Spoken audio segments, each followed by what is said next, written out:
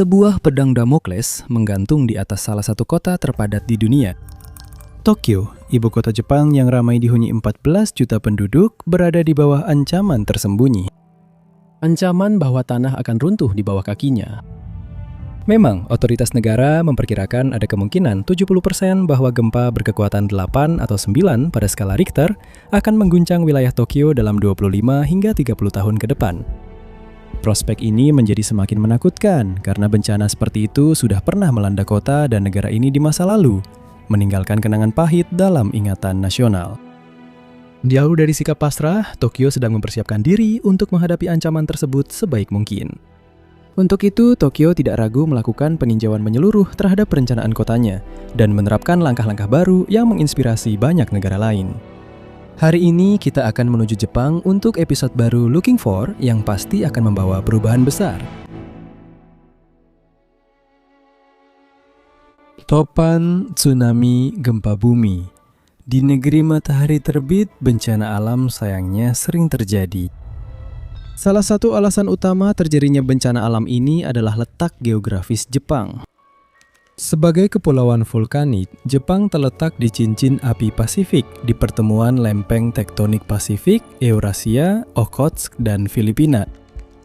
Posisi ini membuat Jepang menjadi salah satu negara paling aktif secara seismik di dunia, dengan hampir 1.500 gempa tercatat setiap tahunnya. Meskipun sebagian besar berkekuatan rendah, beberapa di antaranya menyebabkan kehancuran yang mengerikan. Dalam beberapa tahun terakhir, contoh yang paling menyedihkan tentu saja adalah gempa bawah laut berkekuatan 9,1 pada tanggal 11 Maret 2011. Getaran ini yang terkuat yang pernah dirasakan di Jepang memicu tsunami yang menghantam garis pantai dengan kekuatan penuh, membuat seluruh negeri berduka, dengan hampir 22.500 orang tewas atau hilang dan kerusakan material yang sangat besar.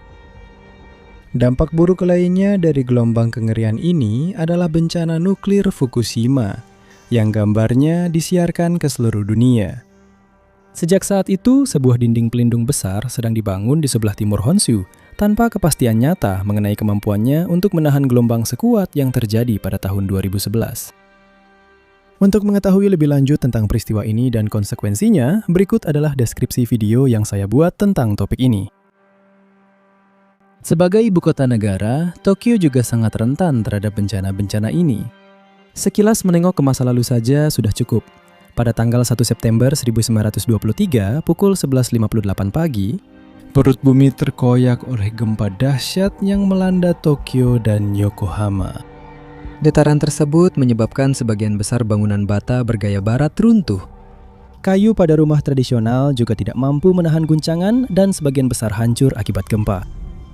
Jika menghitung kebakaran besar yang disebabkan oleh bencana tersebut, hampir 105.000 orang tewas dan lebih dari 300.000 rumah hancur. Menurut perkiraan beberapa ahli, kerusakan tersebut menelan biaya setara dengan 1/3 dari produk nasional bruto Jepang pada saat itu. Gempa Kanto, seperti yang dikenal, tetap menjadi trauma yang tak terhapuskan dalam ingatan nasional Jepang.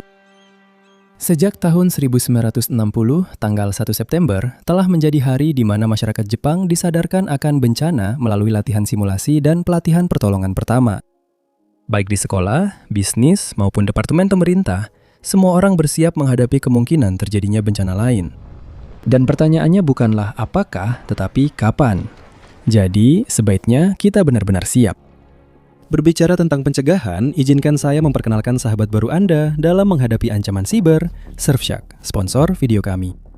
Surfshark adalah VPN yang memungkinkan Anda mengubah lokasi Anda di internet hanya dengan satu klik, secara efektif melindungi Anda dari ancaman online, pencurian identitas, atau bahkan sensor konten di beberapa negara.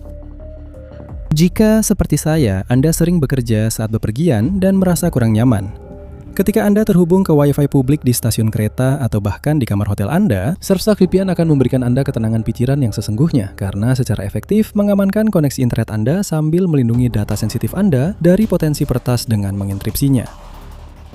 Ini sangat ideal ketika Anda perlu mengirim file sensitif ke perusahaan atau pelanggan Anda. Tapi itu belum semuanya. Surfshark juga memiliki layanan keamanan pelengkap lain yang berguna seperti Surfshark Antivirus atau Surfshark Search, yang memungkinkan Anda mencari secara online tanpa terganggu oleh iklan, sambil mencegah situs web melacak data Anda dengan membuat aktivitas browsing Anda tetap rahasia, sehingga Anda benar-benar terlindungi dari ancaman online. Jika Anda berlangganan sekarang, Anda akan mendapatkan penawaran eksklusif dan tambahan 4 bulan gratis melalui tautan saya di deskripsi di bawah ini. Selain itu, Anda akan mendapatkan jaminan uang kembali selama 30 hari, jadi aman untuk dicoba. Di Jepang, di sisi lain, situasinya sayangnya tetap berisiko. Memang, menurut perkiraan resmi, ada kemungkinan 70% terjadinya gempa bumi berkekuatan 9 atau lebih yang akan melanda wilayah Tokyo dalam 25 hingga 30 tahun ke depan. Ancaman diam-diam ini telah dijuluki sebagai The Big One, nama yang sama dengan gempa besar lain yang ditakuti, kali ini di Amerika Serikat. Menurut para ahli seismologi di seluruh dunia, gempa ini diperkirakan akan terjadi di California di sepanjang sesar San Andreas, yang berpotensi memengaruhi kota-kota seperti Los Angeles dan San Francisco. Untuk mengatasi kehancuran yang bisa disebabkan oleh bencana sebesar itu, banyak spesialis yang melihat ke Jepang.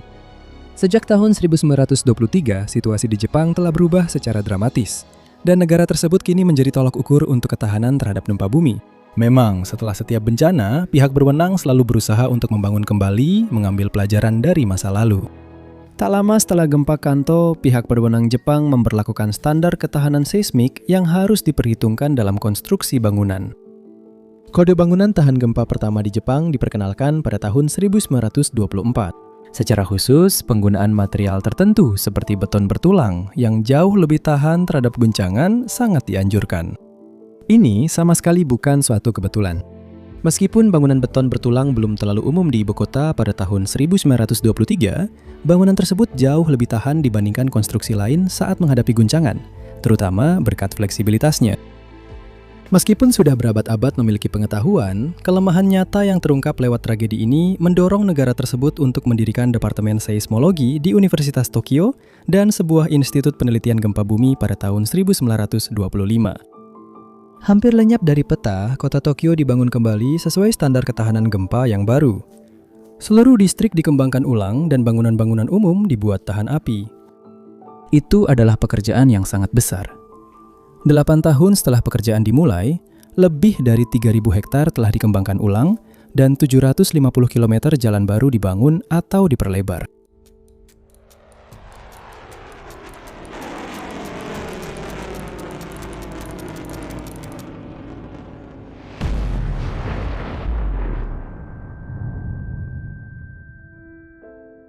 Namun standar baru ini tidak mampu menahan pemboman Amerika terhadap kota tersebut selama Perang Dunia Kedua. Pada akhir konflik, sebagian besar Jepang hancur dengan beberapa kota rata dengan tanah, seperti Hiroshima dan Nagasaki yang terkena bom nuklir. Meskipun Tokyo tidak terkena bom nuklir, kota tersebut sebagian besar hancur. Semuanya harus dibangun kembali dari awal. Rekonstruksi berjalan dengan cepat. Pada saat yang sama, undang-undang yang lebih ketat tentang ketahanan gempa mulai berlaku pada tahun 1950. Secara teori, peraturan tersebut mewajibkan para pembangun untuk mematuhi berbagai aturan agar bangunan tetap berdiri meskipun terjadi guncangan hebat yang bisa melanda kepulauan kapan saja. Selama beberapa dekade, undang-undang ini telah diperkuat secara hukum, terutama pada tahun 1981, sehingga menjadi salah satu yang paling ketat di dunia. Hukum Jepang menetapkan misalnya bahwa bangunan tidak boleh runtuh jika terjadi gempa bumi dengan kekuatan lebih dari 7 skala Richter. Kewajiban hukum negara ini menjadi semakin ketat setiap kali terjadi tragedi, seperti yang terjadi pada tahun 1995 setelah gempa bumi berkekuatan 7,3 melanda Kobe serta wilayah Osaka dan Kyoto. Korban jiwa sangat besar, dengan hampir 6.500 orang tewas dan 250.000 rumah hancur. Saat ini di Tokyo, situasinya tampak cukup melegakan. Menurut sebuah studi tahun 2014 oleh Departemen Perumahan Tokyo, lebih dari 81% rumah di Tokyo memenuhi standar ketahanan gempa, sesuai dengan persyaratan Taisen, Seisen, atau Mensen. Taisen adalah persyaratan minimum. Ini mengharuskan elemen struktural sebuah bangunan memiliki ketebalan minimum untuk menahan guncangan. Tingkat berikutnya adalah Seisen, yang direkomendasikan khususnya untuk gedung-gedung tinggi. Peredam kejut seperti plat karet ditempatkan di antara tanah dan fondasi bangunan. Tujuannya untuk menyerap guncangan jika terjadi gempa bumi. Terakhir adalah mansion, standar yang paling ketat dan mahal. Di sini struktur bangunan diisolasi dari tanah dengan berbagai lapisan timbal, baja, dan karet yang dapat bergerak secara independen dari bumi, sehingga meminimalkan pergerakannya jika terjadi gempa. Persyaratan yang memengaruhi semua bangunan, bahkan yang paling ikonik sekalipun. Diresmikan pada tahun 2012, Tokyo Sky Skytree, setinggi 634 meter, dipuji karena benar-benar tahan gempa. Faktanya, pilar beton pusat dan struktur tabung baja luar dirancang untuk bergoyang ke arah yang berbeda saat terjadi gempa, untuk menyimbangi hingga 50% energi yang menghantam menara. Untuk rumah-rumah pribadi, beberapa perusahaan ingin mengembangkan sistem yang tampaknya bertentangan dengan logika, seperti yang dilakukan oleh Air Dancen, sebuah perusahaan Jepang yang ingin membuat rumah melayang saat terjadi gempa. Terhubung dengan detektor getaran, sebuah pompa udara meniupkan udara ke dalam ruang khusus yang dirancang di antara tanah dan fondasi. Selama bencana berlangsung, rumah harus terangkat setinggi 3 cm sehingga menghindari kerusakan apapun sebelum kembali ke tanah. Untuk saat ini, proses ini masih bersifat eksperimental. Beberapa gedung juga telah merancang sistem rekayasa mereka sendiri, seperti pada kasus gedung Shinjuku Mitsui, pencakar langit tertinggi di Jepang saat diresmikan pada tahun 1974. Gedung setinggi 225 meter ini memiliki ciri khas berupa penguatan baja di sisi-sisinya, yang dirancang untuk menahan getaran seismik. Sejak tahun 2015, 6 bandul raksasa telah dipasang di atap gedung 55 lantai ini. Jauh dari sekedar dekorasi, bandul seberat 300 ton ini akan berayun bolak-balik saat terjadi gempa, menyeimbangkan gerakan lateral gedung. Pada tahun 2020, Tokyo memiliki hampir 3.500 gedung dengan lebih dari 20 lantai. Bangunan-bangunan ini dirancang untuk tahan terhadap gempa bumi menurut para pembangunnya. Secara umum, memperhitungkan standar ketahanan gempa meningkatkan biaya konstruksi hampir 20%. Namun, ini adalah harga yang kecil untuk dibayar demi menghindari keharusan membangun ulang. Selain standar, Jepang juga menginvestasikan miliaran dolar untuk merenovasi bangunan agar sesuai dengan standar terbaru dan tentunya paling tahan gempa.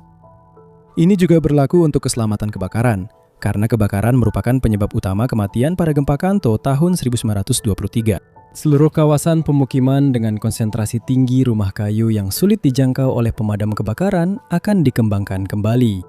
Langkah-langkah lain termasuk pemutusan listrik otomatis berkat pemutus arus yang peka terhadap gempa dan renovasi bangunan agar tahan api.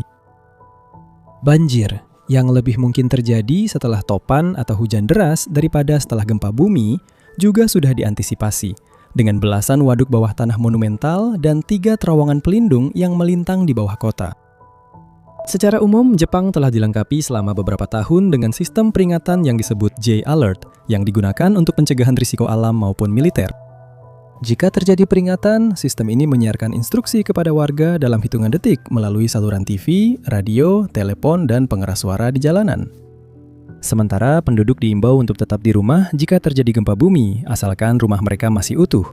Ibu kota juga memiliki 4.700 pusat evakuasi yang mampu menampung 3,18 juta orang. Hingga 1 April 2023, otoritas tempat di Tokyo telah menyimpan 9,5 juta makanan instan di sekitar 400 gudang. Namun faktanya, pembangunan besar-besaran Tokyo pasca Perang Dunia II tidak lepas dari masalah seismik. Bahkan beberapa area yang rentan telah dibangun, seperti di distrik-distrik sekitar Teluk Tokyo, di mana tanahnya direklamasi dari laut. Di atas lahan ini, bangunan-bangunan bisa mengalami likuifaksi tanah. Dengan kata lain, tanah yang kehilangan seluruh atau sebagian daya dukungnya saat terjadi gempa dan berperilaku seperti cairan, sehingga bangunan di atasnya bisa runtuh. Apakah langkah-langkah pencegahan yang sudah diambil dan terus diperkuat ini akan cukup untuk melindungi semua orang? Itu sama sekali belum pasti. Proyeksi resmi yang berasal dari tahun 2022 seperti yang dilaporkan oleh Le Monde memperkirakan bahwa gempa bumi besar akan menewaskan lebih dari 6.000 orang, melukai 93.000 orang, dan menghancurkan lebih dari 600 rumah di 23 distrik ibu kota Jepang. Sebuah kehancuran dahsyat yang juga akan menimbulkan kerugian material sebesar 300 miliar dolar menurut The Guardian. Mengetahui hal ini, kita hanya bisa berharap agar jumlah korban seminimal mungkin. Itu saja untuk hari ini. Terima kasih sekali lagi kepada Surfshark yang telah mensponsori video ini. Sebagai pengingat, Anda mendapatkan penawaran eksklusif dan tambahan 4 bulan gratis dengan mengklik tautan saya di deskripsi tepat di bawah ini. Terima kasih kepada kalian semua yang telah menonton episode baru ini dan sampai jumpa lagi di Looking For.